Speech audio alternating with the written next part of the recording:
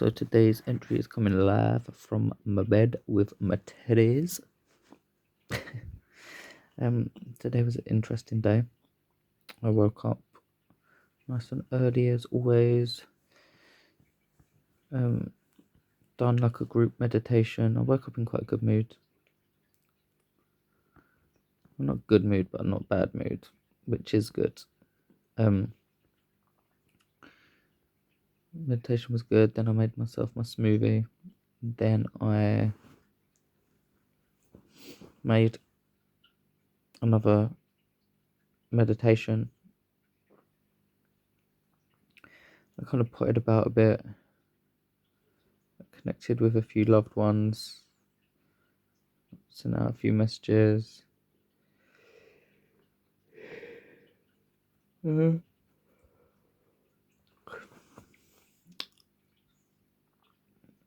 And what did I do?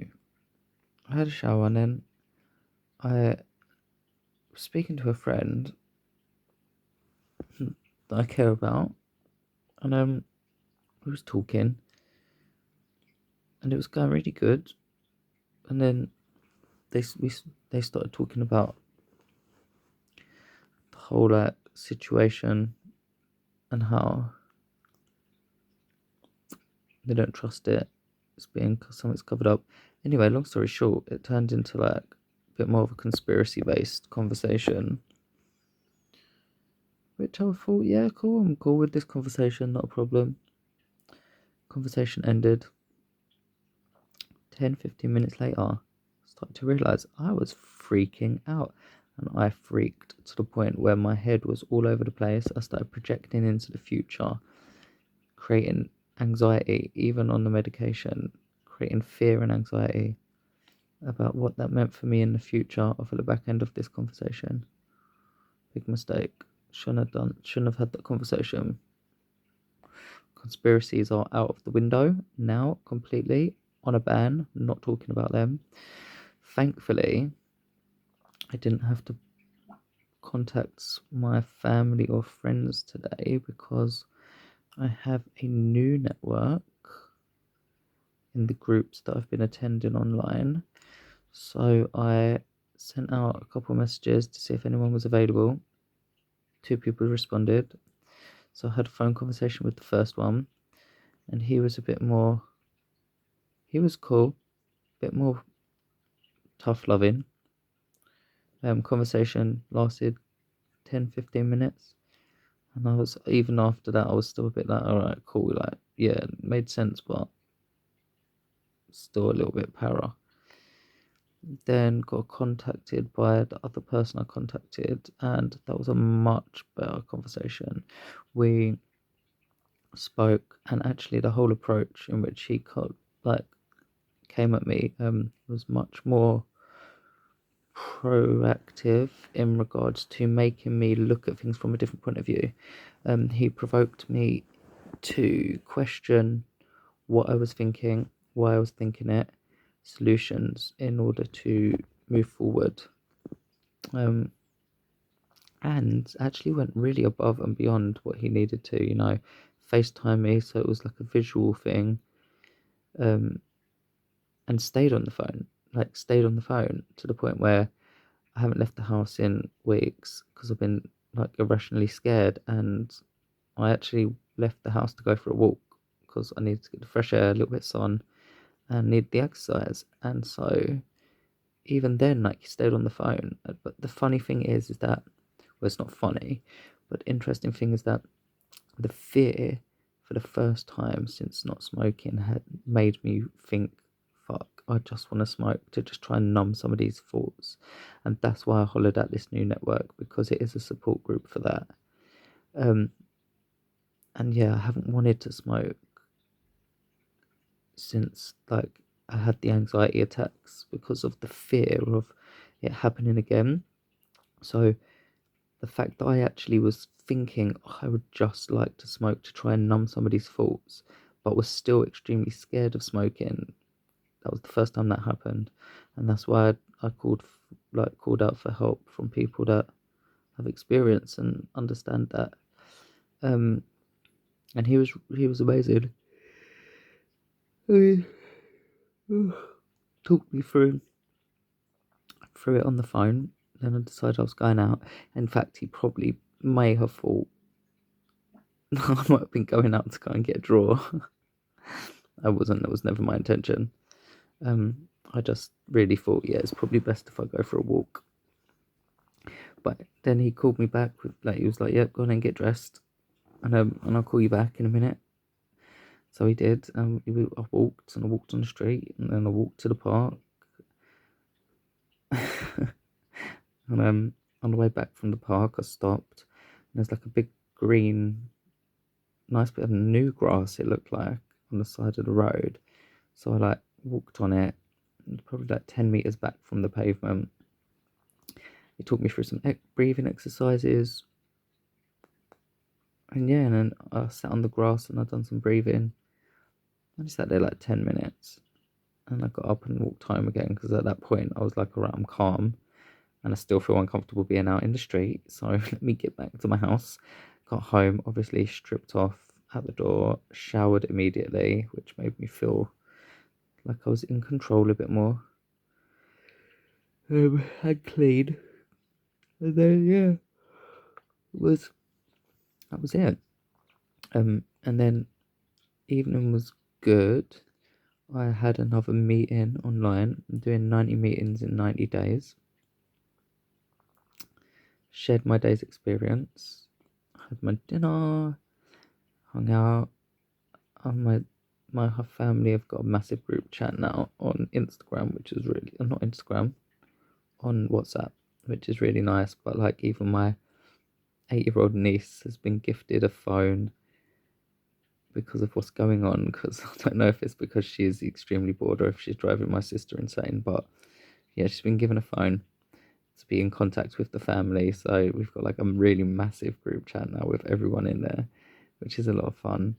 It was really funny because she's 8, bless her, she's still learning to spell, and spell check obviously makes everybody look retarded no matter how old you are.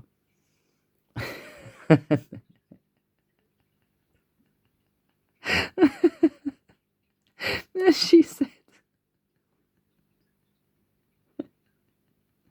something's you can't something, I can't remember what it was.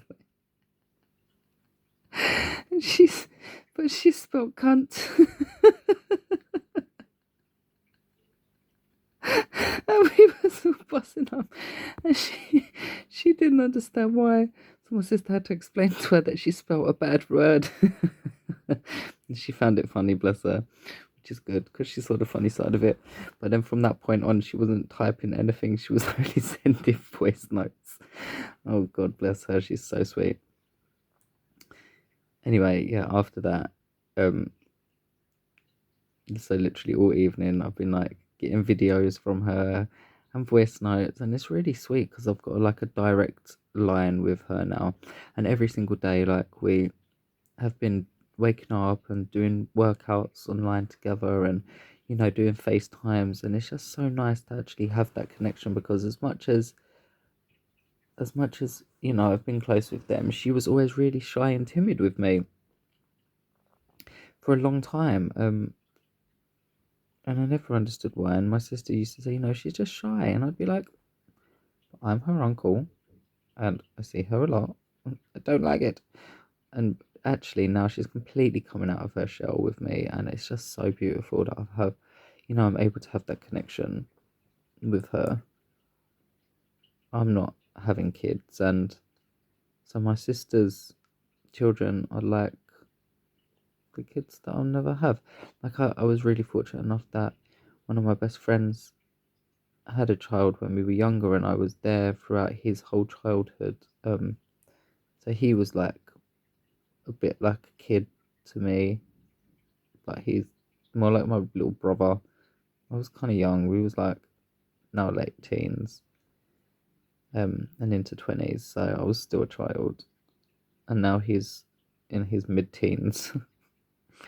So yeah, he's more like my little brother now than anything. But yeah, then I had a good evening, just chilling.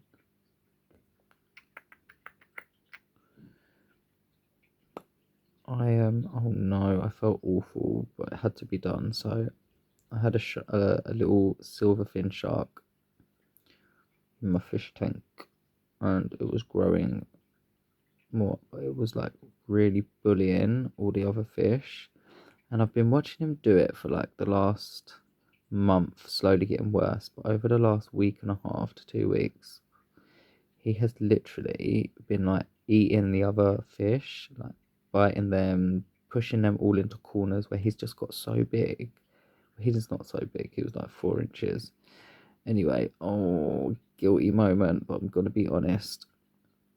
So it's been making me feel awful watching him bully and like how much is stressing the other fish out. And I don't like bullies, even if you are an animal bully. But now I'm a human bully. In fact, I'm worse. I'm a human murderer because I murdered my fish. I mean, I didn't do it aggressively. I didn't batter it or anything, although that might have been a little bit better. So I put it in the net as I was trying to find out what I can do with it. If I could find him a new home, called round everybody I know with fish tanks, and nobody can accommodate. And I was like, oh god. I was even thinking about if there was like a way I could make a little tank for him. There wasn't. So I flushed him. Oh, I feel guilty. I feel guilty because I basically killed a living being. But it did save like 9 or 10 other fish.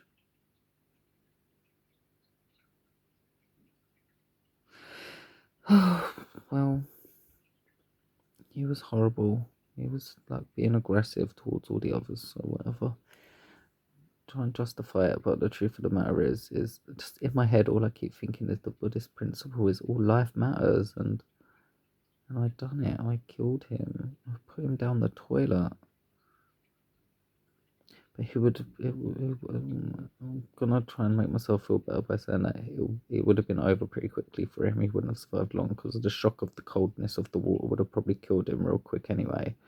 Because he was a tropical fish in a warmer tank. And then like he's been flushed down the toilet. He's gone to the sea, more like the sewer. Anyway, all that aside, I came in, chilled out, and then I've decided to start making my candles again. So I'm starting up the candle company again, which is really exciting. Except this time I'm using only natural waxes, and I'm going to be using scents derived from natural products, so essential oils and actual herbs.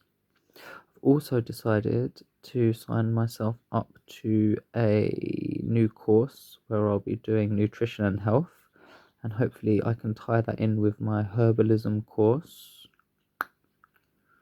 So that's exciting. So yeah, this evening's been like quite good. And actually one of the major things that I realised today is even though this afternoon was like really uncomfortable and a bit scary because I really felt like it was the closest that I've come to wanting to smoke again. And I could have given him very easy. Flatmate smokes, my friends all smoke. Wouldn't have been hard to get a spliff. Um, but I didn't. I utilised the new network that I've got, and it worked. And I got through it. And this evening I felt really good. So it made me realise that, well, not realise because I know this, but it just strengthened the the fact that bad times don't last. You know, they're just waves, and I've come this far. If I gave up, I'd have to go through all of it again, and there is no way I'm putting myself through what I've been through again. No way. Not consciously. I'm not doing it. It's been so hard. So I realised that if I want to help other people, I've got to help myself, because how much more valuable is life experience? Yeah, you can like read a book and whatnot, do an exam, know the information, but if you've lived it, you've got literally first-hand life experience. And you don't have to read a book to be able to share your life experiences. So through all of this, apart from getting my hair getting longer, it seems like my soul is getting stronger and my knowledge is getting deeper. And yeah, it's like broadening my horizons.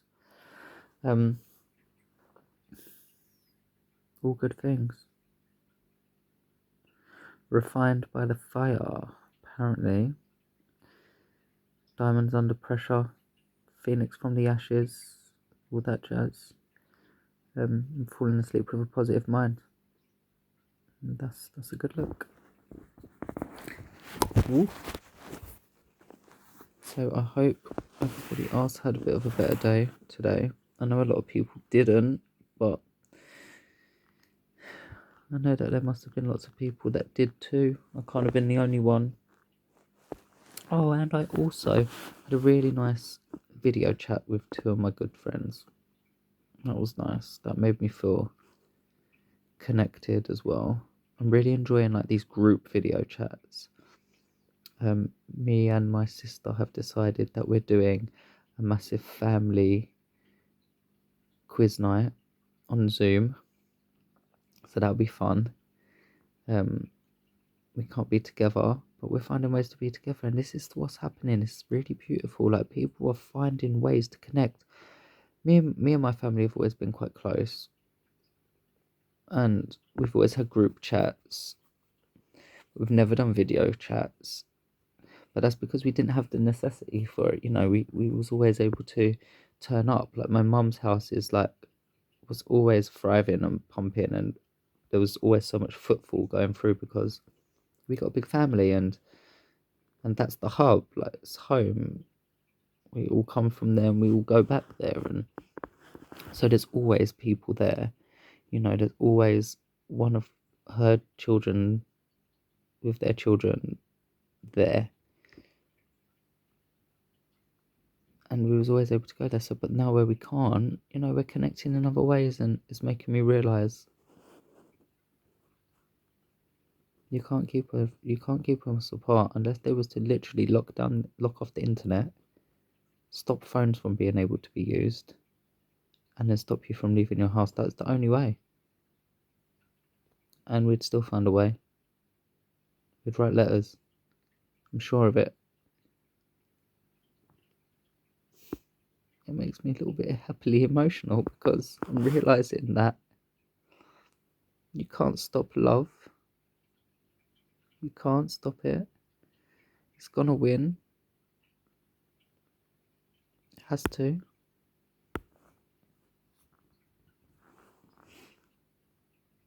So today, love wins, not fear. Even though it tried, it was love that came out on top. And it's love that I go to sleep with. And it's love that I plan on waking up with. So from my love to you.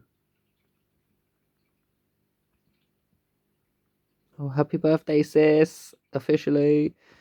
Oh my god, we're all having our birthdays in quarantine and lockdown. How funny is that? All of our birthdays are like 1 month apart, like literally within a month. Yeah, so we're all experiencing this together. So we're going to be having birthday parties via video calls and stuff. I'm so glad that we've got this technology. What are you thankful for? Bye.